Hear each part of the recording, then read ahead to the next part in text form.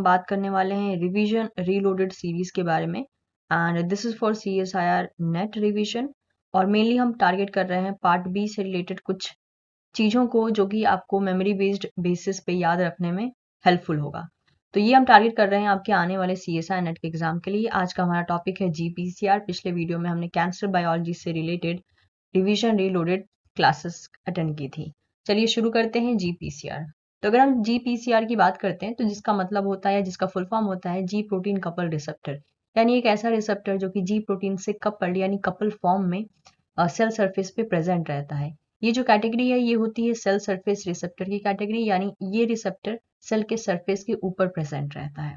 GPCR का जैसे मैंने आपको बताया it is a type of a receptor, और ये रिसेप्टर इस तरीके से इसलिए नेम दिया जाता है बिकॉज इसके साथ जी प्रोटीन कपल रहता है।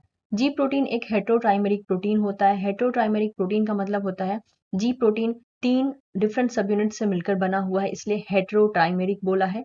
यानी 3 डिफरेंट सब यूनिट होते हैं, एक होता है अल्फा बीटा गामा। जो अल्फा होता है उसके साथ हम जी प्रोटीन को जब कंसीडर करते हैं तो हम उसे बोलते हैं जी अल्फा सब यूनिट। ये जो जी अल्फा सब यूनिट है इसकी भी सब फैमिली होती है। इस जी अल्फा को हम और भी अलग अलग फैमिली में डिवाइड कर सकते हैं। उन्हीं में से हमने यहाँ पे कुछ हाईलाइट किया है कि जो जी प्रोटीन होता है it is a heterotrimeric protein. That means ये मिलकर बना है 3 सब यूनिट से अल्फा बीटा एंड गामा। तो जो जी अल्फा पोर्शन होता है या अल्फा पोर्शन होता है उसे हम जी अल्फा कहते हैं। इसी के और भी टाइप हैं, जैसे कि हो गया यहाँ पर मेंशन है GS, okay, G all factory, GI, G0, GT, GQ, G12 and 13। इनको हम क्या करते हैं, इनको और फर्दर कैटेगराइज कर देते हैं। जैसे कि अगर आपको समझ में नहीं आ रहा हो तो मैं बता देती हूँ। ये हो जाता है GS, GOLF, GI, G0, GQ, GT और एक और हो गया हमारा G12 एंड 13। इस तरीके से कैटेगराइजेशन होता है, मतलब कि हमने जी अल्फा को ही और फर्दर कैटेगराइजेशन कर दिया है। जैसे कि अगर हम सब यूनिट की बात करते हैं तो इनको इस तरीके से भी लिखा जाता है, जैसे कि GS यहाँ पे मेंशन है, इसको इस तरीके से भी लिखा जा सकता है, जैसे कि हो गया जी अल्फा S। ये इसको लिख सकते हैं हम जी अल्फा ऑल फैक्टर। तो इस तरीके से भी इसको लिखा जा सकता है। चलिए जरा सा हम इसके फंक्शंस को जान लेते हैं कि ये क्या काम करते हैं। अगर सबसे पहले अगर हम बात करें GS की, तो ऑब्वियसली अल्फा सब यूनिट का ही पोर्शन है ये। तो ये एक्टिवेट करता है एडिनाइलाइल साइक्लेज को as well as calcium channel को। जी ऑल फैक्ट्री का क्या करता है या GOLF क्या करता है, ये एक्टिवेट करता है एडिनाइलाइल साइक्लेज को in the all factory sensi neuron. GI जो कि होता है इनहिबिटरी, ये क्या करता है, देखिए इसका नाम ही है इनहिबिटरी, तो ये इनहिबिट करता है एडिनाइलाइल साइक्लेज एंजाइम को, जिसे हम शॉर्टकट में AC भी कहते हैं। इसका बीटा गामा सब यूनिट जो है ये एक्टिवेट करता है K+ चैनल को। GO क्या करता है या G0 क्या करता है, ये इसका बीटा गामा सब यूनिट एक्टिवेट करता है K+ चैनल को और इनएक्टिवेट करता है कैल्शियम चैनल को। इसका अल्फा बीटा एंड गामा ये तीनों सब यूनिट्स भी किस काम, मतलब एक फर्दर अलग से काम में इन्वॉल्व हो सकते हैं, जो कि होता है activation of phospholipase C beta. GT क्या करता है, GT मतलब कि ट्रांसड्यूसिन, ये क्या करता है, ये एक्टिवेट करता है साइक्लिक GMP को, साइक्लिक GMP फॉस्फोडाइएस्ट्रेज को, mainly in the vertebrate broad photoreceptor. Next GQ alpha क्या करता है या फिर G अल्फा Q क्या करता है, ये एक्टिवेट करता है फॉस्फोलाइपेज C बीटा को। G12 एंड 13 क्या करते हैं, ये एक्टिवेट करते हैं रो फैमिली मोनोमेरिक GTPase को via the help of rho GEF, ताकि रेगुलेशन हो सके एक्टिन साइटोस्केलेटन का। तो यहाँ हमने देख लिया कि जी प्रोटीन का मेनली जो अल्फा सब यूनिट है उसके फर्दर कितने सब टाइप हो सकते हैं, उसका फंक्शनिंग क्या हो सकता है। इसी तरीके से एक और मिलता जुलता हुआ भी यहाँ पे टेबल है, लेकिन थोड़ा सा और डिटेल में है। जैसे कि यहाँ पे मेंशन है major classes of mammal heterotrimeric G protein and their effector.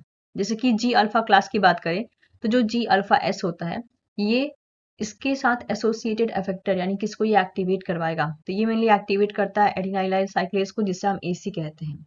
और इसके रिस्पॉन्स में क्या होता है, CAMP जो कि होता है सेकेंडरी मैसेंजर, ये इंक्रीज हो जाता है बिकॉज इसी का काम होता है CAMP का प्रोडक्शन करवाना। अगर हम बात करें कि इसके रिसेप्टर यानी एक ऐसा पाथवे जिसमें कि ये इफेक्टर एंजाइम एक्टिवेट होगा और कौन से सेकेंड और ये पर्टिकुलर सेकेंडरी मैसेंजर भी एक्टिवेट होगा, ऐसे रिसेप्टर का एग्जाम्पल क्या क्या होगा, तो ये होगा beta adrenergic that is epinephrine receptor, इसके अलावा receptor for glucagon, serotonin and vasopressin. Next आता है G alpha I that is inhibitory. G alpha I का एसोसिएटेड इफेक्टर कौन सा होता है, that is adenylyl cyclase and K+ channel. इनका जो सेकेंडरी मैसेंजर होता है उसके साथ रिलेशन क्या होता है, ये CAMP के कंसंट्रेशन को डिक्रीज कर देते हैं और इस तरीके से मेम्ब्रेन पोटेंशियल को बदल देते हैं। इससे एसोसिएटेड रिसेप्टर हो सकते हैं alpha 2 adrenergic receptor as well as muscarinic acetylcholine receptor. इसके बाद होता है जी अल्फा ऑल फैक्ट्री, जिसका एसोसिएटेड इफेक्टर होता है एडिनाइलाइल साइक्लेस, यानी इसके साथ इसका लेना देना होता है। चाहे अब ये कैसे भी काम करे, एक्टिवेट करे या इनहिबिट करे, उनको हम कहते हैं इफेक्टर। यानी ये जो जी अल्फा सब यूनिट्स हैं वो एक्टिवेट होने के बाद किसके साथ फर्दर रिलेशन बनाएंगे, चाहे अब वो एक्टिवेट करवाने का हो या इनएक्टिवेट करवाने का हो, ऐसे फैक्टर को हम इफेक्टर का नाम दे रहे हैं। तो जी ऑल फैक्ट्री का जो इफेक्टर होता है वो होता है एडिनाइलाइल साइक्लेस, और सेकेंडरी मैसेंजर के साथ जो इसका रिलेशन होता है ये CAMP के कंसंट्रेशन को बढ़ाने का काम करता है। अगर हम रिसेप्टर की बात करें तो ऑर्डरेंट रिसेप्टर जो होते हैं नोज में, वहां पे वो जो है मेनली काम करते हैं इस पर्टिकुलर पाथवे में। इसके बाद आता है जी अल्फा क्यू, इसका एसोसिएटेड इफेक्टर होता है फॉस्फोलाइपेज सी। जो सेकेंडरी मैसेंजर ये एक्टिवेट करता है वो होता है IP3 एंड डार्क, इनका अमाउंट इंक्रीज कर देता है। और इनके रिसेप्टर के एग्जाम्पल के तौर पे ये हो गया अल्फा 1 एडनर्जिक रिसेप्टर। नेक्स्ट हो गया जी अल्फा नॉट, ये क्या करता है, ये फॉस्फोलाइपेज सी के साथ रिलेशन रखता है as affect like associated effector की तरह। और जो सेकेंडरी मैसेंजर ये एक्टिवेट करता है वो होता है IP3 डार्क, जिसको ये इंक्रीज कर देता है। एंड एसिटाइलकोलिन रिसेप्टर, इसका अगर रिसेप्टर की बात करें तो acetylcholine receptor in the endothelial cell. G alpha T यानी ट्रांसड्यूसिन की बात करते हैं तो इसका एसोसिएटेड इफेक्टर होता है CGMP फॉस्फोडाइएस्ट्रेस, इसका काम होता है CGMP का अमाउंट डिक्रीज करना। और रिसेप्टर के मामले में जो रिसेप्टर होता है इसका वो होता है रोडोप्सिन, जो कि होता है light receptor in mainly the rod sales. तो ये कुछ फर्दर कैटेगराइजेशन था लेकिन किसी और लेवल पे। तो ये कैटेगराइजेशन थोड़ा डिफरेंट था, ये कैटेगराइजेशन थोड़ा सा डिफरेंट है, बट ऑफ कोर्स दोनों ही एरिया पार्ट बी के लिए बहुत ज्यादा इंपॉर्टेंट हो जाते हैं। नेक्स्ट आता है अगेन रैस फैमिली। रैस फैमिली भी जैसे कि अभी तक हमने पढ़ा, जो जी प्रोटीन पढ़ा वो हेट्रोटाइमेरिक फैमिली था। रैस फैमिली मोनोमेरिक जी प्रोटीन की तरह काम करता है, या फिर हम इसको बोलते हैं GTPase की तरह काम करता है, बिकॉज जी प्रोटीन जो है GTPase फैमिली से बिलोंग करते हैं। GTPase ऐसे एंजाइम्स होते हैं जो कि GTP को तोड़ के GDP बनाने का काम करते हैं। तो रैस सुपर फैमिली की बात करें तो इसमें कौन कौन से फर्दर मोनोमेरिक GTPase चले आते हैं, उनका फंक्शन क्या है, ये टेबल बहुत ज्यादा इंपॉर्टेंट है। कोई भी एग्जाम ऐसा नहीं होता जिसमें से इस एरिया से क्वेश्चन नहीं आता है। तो अगर हम फैमिली की बात करें तो रैस फैमिली में कौन कौन चला आता है, HRAS, KRAS, NRAS। इसका काम क्या होता है, रिले करते हैं सिग्नल को टू दी RTKs। नेक्स्ट आता है RHEB, ये एक्टिवेट करते हैं mTOR को ताकि सेल का ग्रोथ हो सके। नेक्स्ट आता है RAP1, ये एक्टिवेट करता है साइक्लिक AMP डिपेंडेंट GEF को and influence the cell adhesion by activating the integrins. Next आता है रो मोनोमेरिक GTPase, इसमें सब फैमिली मेंबर जो हैं इसके हो जाते हैं रो, रैक एंड CDC42।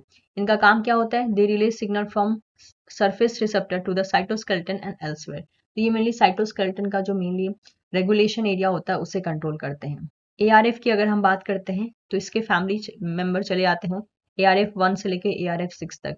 ये रेगुलेट करते हैं प्रोटीन कोड को ऑन द इंट्रासेलुलर वेसिकल।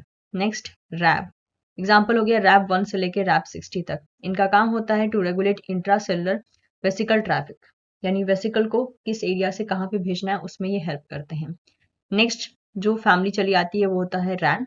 रैन में भी उसके कुछ मेंबर हैं जिसको हम रैन ही कहते हैं, और ये रेगुलेट करते हैं mitotic spindle assembly and nuclear transport of RNA and protein. यहाँ पे कुछ प्रोटीन आ जाते हैं और साथ ही साथ उनके receptor regarding the RTK, that is receptor tyrosine kinase. तो कौन से लिगेंड कौन से रिसेप्टर पे बाइंड करते हैं और क्या फंक्शन करते हैं इसके बारे में यहाँ पे मेंशन है। जब आप RTK पढ़ते हो तो अक्सर बच्चों को कंफ्यूजन होता है कि रिस्पॉन्स के तौर पे हमें क्या देखने को मिलेगा और कौन सा लिगेंड किस रिसेप्टर पे बाइंड करेगा। तो ये कुछ ऐसा ही टेबल है जो आपको सारी बातें बता रहा है। जैसे कि अगर हम बात करते हैं तो RTK का जो रिसेप्टर होता है उसमें यहाँ पर सिग्नल प्रोटीन फैमिली है, मतलब कौन लिगेंड की तरह काम करेगा, रिसेप्टर कौन होगा और उनका पर्टिकुलर रिस्पॉन्स क्या होगा। जैसे कि हो गया EGF, that is epidermal growth factor. इसका जो रिसेप्टर होता है वो होता है EGF रिसेप्टर। ये काम क्या करते हैं, ये स्टिमुलेट करते हैं सेल के सर्वाइवल को, growth, proliferation and differentiation of various cell type and also used to act like a inductive signal in the development. Insulin की बात करें तो इंसुलिन लिगेंड की तरह काम करता है for a receptor, insulin receptor ही है उसका नाम, और ये स्टिमुलेट करता है carbohydrate utilisation and protein synthesis का। नेक्स्ट आता है insulin like growth factor, that is IGF-1। इसका रिसेप्टर होता है IGF रिसेप्टर 1 और ये स्टिमुलेट करता है cell growth, survival in many cells type. Next आता है NGF that is nerve growth factor. इसका रिसेप्टर होता है TRK रिसेप्टर, ये स्टिमुलेट करता है survival and growth of some neuron. Next आता है PDGF platelet derived growth factor. इसका रिसेप्टर होता है PDGF और ये स्टिमुलेट करता है सर्वाइवल को, growth, proliferation, migration of various cell type. Next आते हैं macrophage colony stimulating factor MCSF। इसके रिसेप्टर होते हैं MCSF रिसेप्टर और ये स्टिमुलेट करते हैं मोनोसाइट ऑब्लिक मैक्रोफाज का proliferation and differentiation. Next FGF that is fibroblast growth factor. इसका रिसेप्टर होता है FGFR और ये स्टिमुलेट करता है proliferation of various cell type, inhibit करता है differentiation of some precursor cell, साथ ही साथ एक्ट करता है इंडक्टिव सिग्नल के लिए in case of the development.